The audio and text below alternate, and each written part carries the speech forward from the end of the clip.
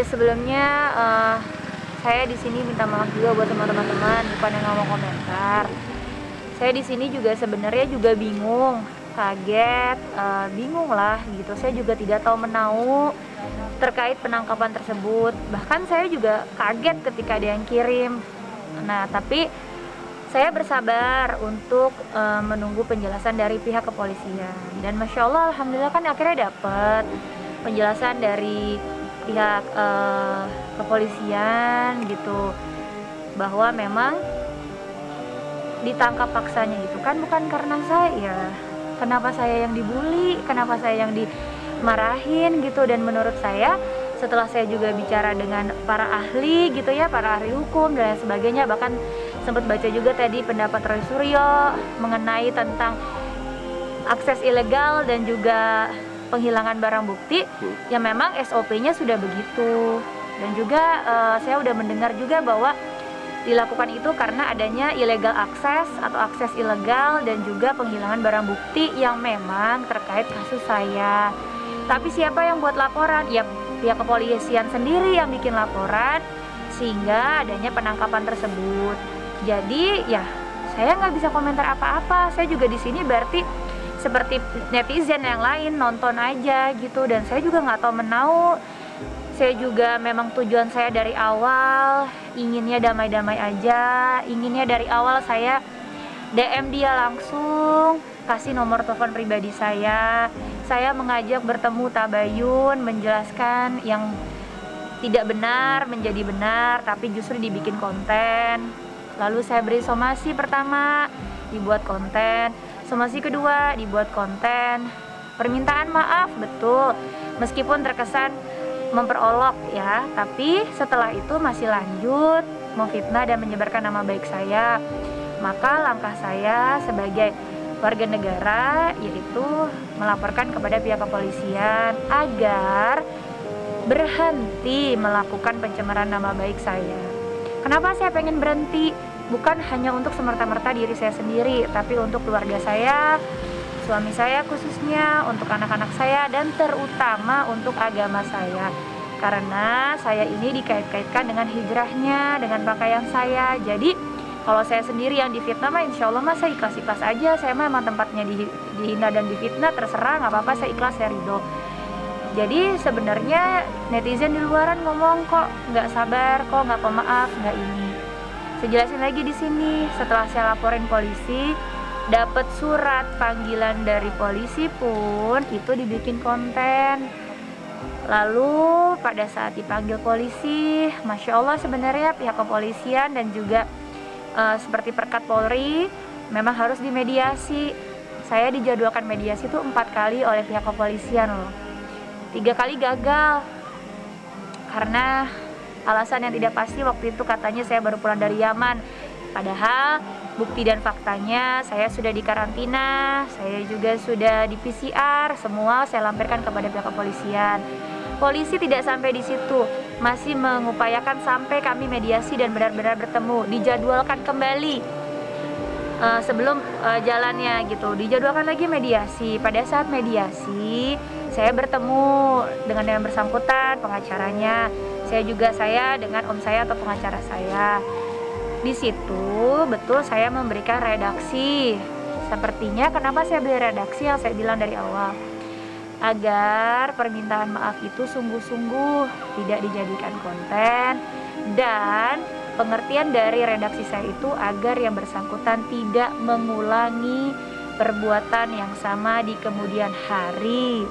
Redaksinya juga tidak mengada-ngada, lawyernya juga tahu isinya apa, dia pun tahu isinya apa, pihak kepolisian juga tahu isinya apa.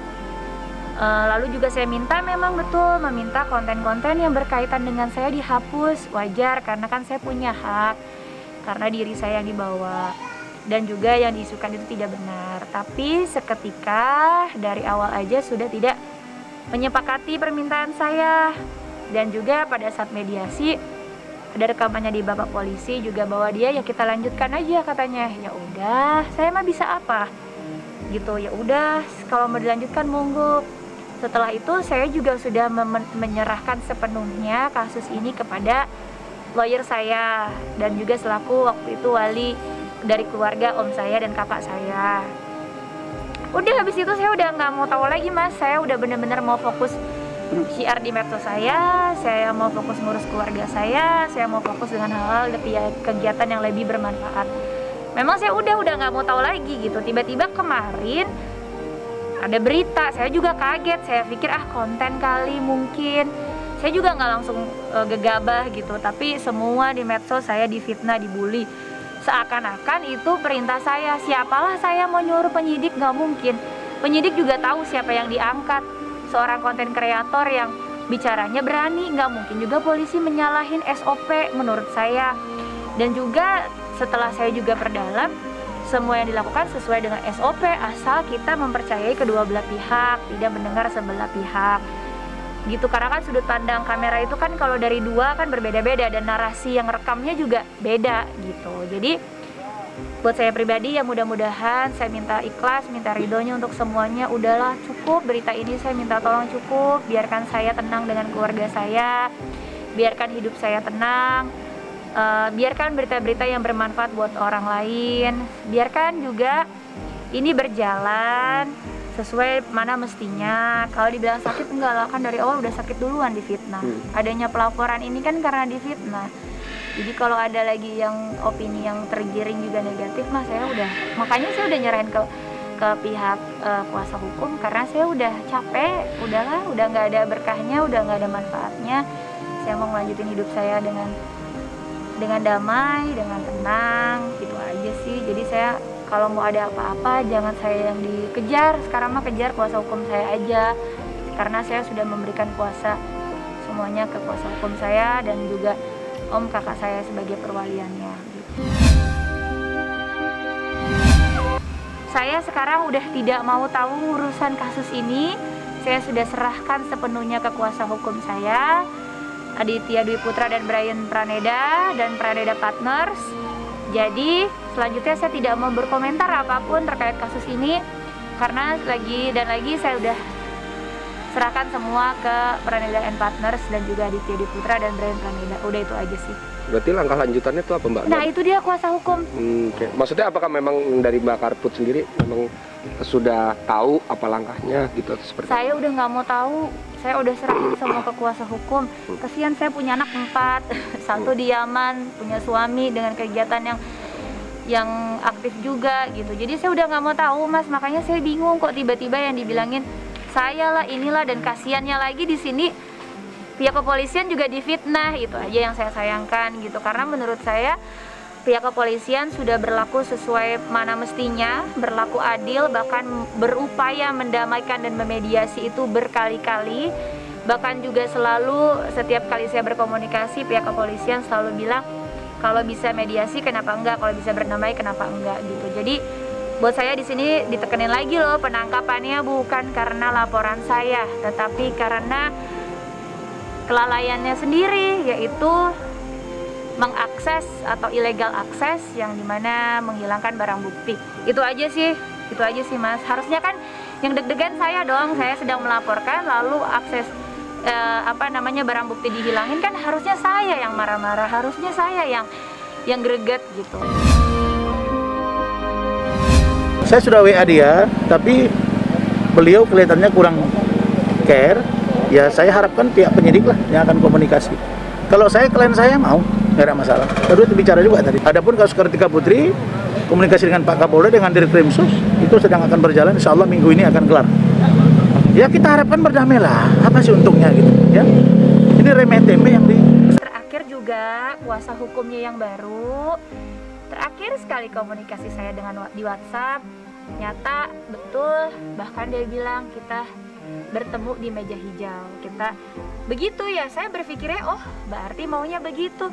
Ya saya silakan, saya mau ikut aja. Tapi kenapa di sini dibilang damai aja di media sosial? Makanya saya minta tolong sekali, apa yang disampaikan bukti dan fakta dan kenyataan di belakang kamera, depan kamera harusnya sama. Maksudnya? Itu Mas yang saya bingung, kenapa depan kamera, depan mas wartawan beda sama kenyataan. Itu aja yang saya bingung. Ya mungkin lupa, makanya ini saya ingatkan. Mungkin lupa juga, saya masih simpan bukti WA-nya. Udah. Saya mau apa lagi? Tapi kalau memang kedepannya mau didamain lagi, Ngomong ke kuasa hukum saya. Saya kan kemarin udah capek-capek dari Yaman pulang buru-buru, taunya nggak ketemu. Sebenarnya mau mediasi pada saat itu ya, Bu, Iya, ya. kira juga saya datang lagi, disuruh datang lagi mediasi sama pihak kepolisian, saya datang lagi. Tuh saya yang lapor, saya yang punya etikat baik. Tapi kalau nggak disambut, masa kita mau paksa? Kan nggak boleh juga. Di sana juga punya hak untuk menentukan pilihan juga.